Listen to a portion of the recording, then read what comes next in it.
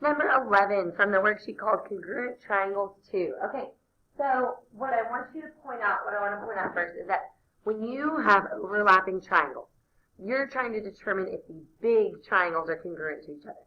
So like in number 12, for example, no, you're not proving these two triangles. You're not proving the triangles that are formed by the overlapping ones. You're proving the overlapping triangles, either congruent or not. Okay, so notice, let's take inventory of what we have. We have one angle that matches an angle, and this is a tick mark.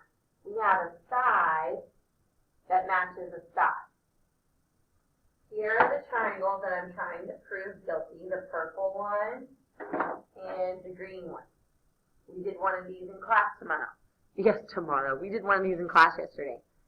Those have a shared angle, reflexive property of equality. An angle is congruent to itself. They both have in common this same angle, sometimes called a common angle or a shared angle, reflexive property of equality. So anyways, I totally have enough evidence now. Side, angle, side, angle. Here's my angle, here's my side, and here's my other angle. If you do need to redraw that one separately, you can. I have an arc here, I have a tick mark here, and there's that shared angle right there. So if you need to draw it separately, if your picture gets too crowded, angle, side, angle.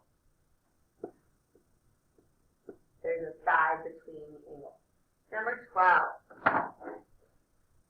Once again, we have two overlapping triangles. We have the purple one and the blue one, and they are sharing something.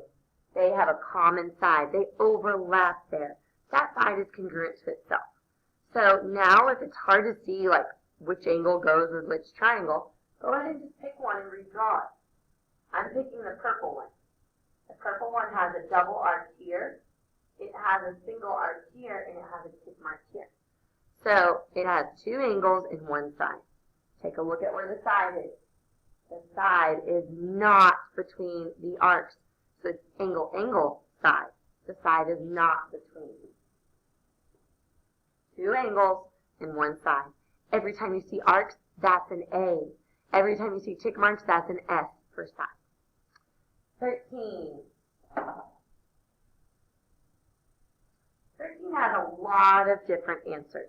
But let me tell you how I would prefer you answer this problem. I always want you to mark vertical angles and shared side first. On any picture, that's like the given. Like that's the most obvious. You don't even have to use a theorem for reflexive. It's a property. This is congruent to itself. When you have enough evidence, I want you to stop right there. So if, I don't in this case, if I had enough evidence, I would mark that, I would write down angle, side, angle, or whatever, and I would not dig deeper. Because that's what these shortcuts are for. They are to save you time. Yes, in a lot of these triangles, you could dig deeper and you could mark all over them, but that's not what this is for. Now, this is one of the times side, side, angle doesn't cut it. So we need to make sure that there's nothing else we can add to our picture. But I noticed that that big triangle is special. It's a special kind of triangle. What triangle is it? It's an isosceles triangle. And we have a theorem, and you need to know and memorize the theorem, that if two sides of a triangle are congruent, the angles opposite are congruent. The converse is, if two angles of a triangle are congruent, the sides opposite are congruent. So, because of these guys right here, I can say that those sides are congruent. Those are horrible tick marks. So we have lots of ways we could answer this.